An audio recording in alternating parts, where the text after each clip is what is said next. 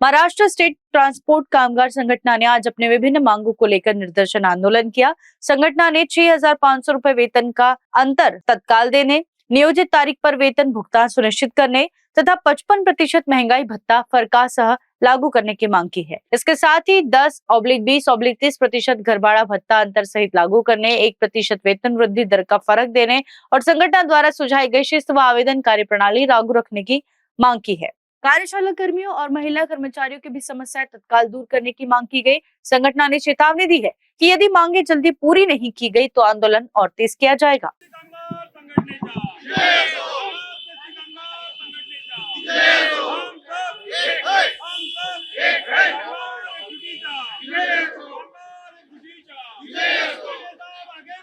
हम तुम्हारे साथ हैं, आगे बढ़ो, हम तुम्हारे साथ हैं, आगे बढ़ो, हम तुम्हारे साथ हैं, आगे बढ़ो, हम तुम्हारे साथ हैं,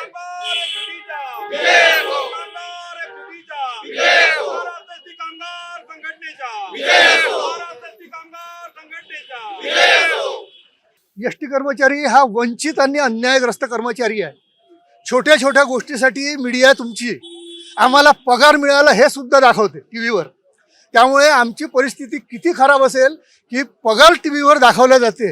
यातच आता सर्व काही आलं। आत्ताच एसटी कर्मचाऱ्यांचा पगार वाढला, तेही अनेक आंदोलने करता करता कृती समितीची मीटिंग झाली ऑक्टोबर महिन्यामध्ये। आदरणीय एकनाथ शिंदे साहेब उपमुख्यमंत्री यांनी शब्द दिला त्या मीटिंगमध्ये की आमचं 2020 ते 2024 ची जी थकबाकी होती पगारवाढीची ती देतो म्हणून। आमची मागणी सर्व युनियनची एक मुस्तद्या अशी होती, परंतु शासनाने आपलं रडगाणं सांगितलं की आमच्याजवळ पैसे नाही। तेव्हा ते जे होते त्यांनी 48 हप्त्यामध्ये दिले, कबूल केलं।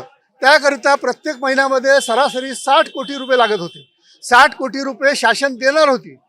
तर नोव्हेंबर 2025 पासून पैसे देणं सुरू झाले। नोव्हेंबरचे पैसे आणि डिसेंबरमध्ये 2 हप्ते दिले। त्यानंतर जानेवारीचा हप्ता जानेवारी पेड इन फेब्रुवारीचा प्रशासनाने दिला नाही। याचं कारण हे की शासनाने दिलेला शब्द पाळला नाही। जे दर महिन्यात 60 कोटी द्यायचे होते ते नोव्हेंबर महिन्यातही दिले नाही, डिसेंबर महिन्यातही दिले नाही आणि जानेवारी ते 2 महिन्याचे पैसे प्रशासनाने एसटीने आपल्या तिजोरीतून दिले। एसटी म्हणते तिसरा हप्ता द्यायपाशी आमच्यापाशी पैसे नसल्यामुळे हे आम्ही दिले नाही। तेव्हा आम्हाला शासनाचंही घेणं नाही, प्रशासनाचंही घेणं नाही। आमच्या हक्काचे मेहनतीचे पैसे आहे ते आम्हाला मिळाले पाहिजे, हीच एक आमची मागणी आहे। जर हे पैसे आमचे तात्काळ जर मिळाले नाही तर एसटी कामगार संघटना, त्याच्या सहकारी संघटना आणि राप सेवानिवृत्त संघटना, कारण की त्यांचेही पैसे 2020चे सेवानिवृत्त होऊन गेले एसटीचा कर्मचारी, तेही दुर्लक्षित आहे, ते सुद्धा ह्या आंदोलनामध्ये सहभाग होणार आहे आणि मोठ्या प्रमाणात आंदोलन होऊन एसटी कर्मचारी रस्त्यावर उतरेल, एवढं मी तुम्हाला सांगतो। महाराष्ट्रामध्ये टोटल संख्या 86,000 आहे। नागपूरमध्ये जवळपास 2,500-2,500ची संख्या आहे आमची। असं का बरं होत आहे की वारंवार जी आहे एसटी कर्मचारी पगारासाठी जे त्यांना सरकारकडे मागणीच करावं लागत आहे, स्वतः जेव्हा कमाई करते एसटी महामंडळ, तर ही परिस्थिती का बरं आहे? बरोबर आहे, मी तुम्हाला पहिलेच सांगितलं की एसटी कर्मचाऱ्याचा पगार होते, उद्या एसटी कर्मचाऱ्याचा पगार होणार आहे हे आपले मीडिया टीव्हीवर दाखवते। जर महिनाभर केलेल्या कामाचा मोबदला हे टीव्हीवर जर दाखवत असेल तर याच्यापेक्षा दुर्लक्षित कर्मचारी पूर्ण जगामध्ये नाही आहे, एवढं मी तुम्हाला सांगतो। एसटी कर्मचारी तसाही एसटी ही कधीही फायद्यात येते। एसटी कर्मचारी जीवाचं रान करून काम करते, उन्हात तानात पावसात हिवाळ्यात थंडीत एवढ्या याच्यामध्ये तो काम करते, परंतु शासनाचं ह्या कर्मचाऱ्याकडे दुर्लक्ष आहे। एसटी फायद्यात येणार नाही, तुम्हाला एसटी फायद्यात कशी काय येणार? कर्मचारी आपलं काम करतो, एसटी ही सेवा आहे आणि कधीच कोणती सेवा फायद्यात येत नाही। एसटी लहान मुलांना सेवा देते, एसटी वृद्धांना सेवा देते, एसटी महिलांना सेवा देते। 4 जरी शाळेचे पोरं शिकणारे असेल तर त्याला सोडायला रात्री एसटी तिथे विना मोबदला तिथे जाते। त्यामुळे एसटी फायद्यात येणार नाही, हे शासनाने लक्षात ठेवावं। आणि जर आता जर हे जास्तच जर दुर्लक्ष झालं तर एसटी कर्मचारी हा आता रस्त्यावर उतरेल। तोट्यात जाऊ नये, फायद्यात राहावी, यासाठी तुम्हाला काय वाटतं, काय योजना शासनाने? मी तुम्हाला पहिले सांगितलं की एसटी ही कधीही फायद्यात जाणं, काही गोष्टी स्पष्ट बोलणं कबूल करायचं। एसटी ही सेवा आहे आणि सेवा कधीच फायद्यात राहू शकत नाही।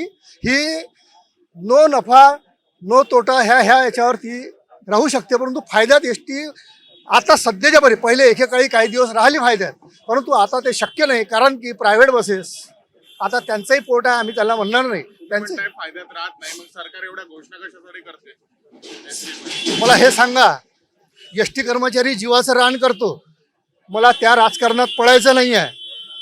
जे काहीही करत नाही त्यांना शासन 1500 रुपये देऊन राहिली ना, मी त्यांना देऊ नका म्हणत नाही, परंतु जो जीवाचं रान करून राहिला त्याला न देणं आणि जे काहीच करत नाही ते फक्त राजकारणासाठी तिथे देणं, यातच हे सर्व काही आलेलं आहे.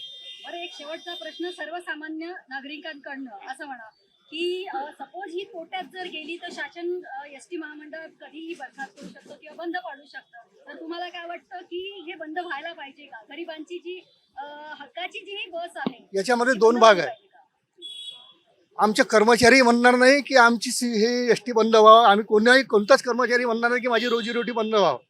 आणि ही एक सेवा आहे, ही शासनाद्वारे लोकांना मिळायलाच पाहिजे. शेवटी हा शासनाचा अंगीकृत व्यवसाय आहे, मी अंगीकृत व्यवसाय म्हणून राहिलेलो, तर शासनाने त्याप्रमाणे नियोजन करावं. त्यात कर्मचाऱ्याचा त्यात प्रश्न येतोय कुठं? कर्मचारी तर आपलं काम करते ना, त्या कर्मचाऱ्याची सकाळी 5 वाजता ड्युटी लागते, तो सकाळी 5 वाजता हजर होतो ना, तो आपलं कंडक्टर काम करते, ड्रायव्हर काम करते, मेकॅनिक काम करते, बाबू काम करते, जे दिलं ते. त्याच्यामुळे कर्मचारी याच्यामध्ये सगळ्यात जास्त वरिष्ठ पातळीवरचं नियोजन जे आहे ते फार वाईट आहे. आणि बोलायला बरंच काही आहे, परंतु तो मंच आज इथे बोलण्याचा नाही आहे, नाही तर त्या विषयावर आम्ही बोलू शकतो की हा तोट्यात काय आहे. बरं, तर हे मागण्या पूर्ण झाल्या नाही तर पुढचं पाऊल काय? जर ह्या मागण्या तात्काळ आमच्या मंजूर नाही झाल्या तर मी मगाशी सांगितलं की एस टी कामगार संघटना, त्याच्या सहकारी संघटना आणि सेवानिवृत्त संघटना सुद्धा सोबत राहून सर्व कर्मचारी रस्त्यावर उतरेल, एवढं तुम्हाला सांगतो. कारण इसके लिए सचिन सोडापे की रिपोर्ट। भट्ट सर का टर्टल अभ्यासा, जहां मेहनत को मिलती है सही दिशा और सपनों को मिलता है मजबूत आधार। 11 वर्षों के अनुभव के साथ भट्ट सर नीट और IIT JEE जैसे कठिन एग्जाम के लिए छात्रों को दे रही हैं एक्सपर्ट मेंटरशिप और प्रोवाइड स्ट्रेटेजी। अब तक 160+ JEE और नीट सिलेक्शंस, रीजन का सबसे बेहतरीन चयन अनुपात और भारत के टॉप IITs एवं डॉक्टर्स की गाइडेंस, यही है टर्टल अभ्यासा की असली पहचान। यहाँ छात्रों को मिलता है well equipped library, provide study system, focused and discipline learning environment.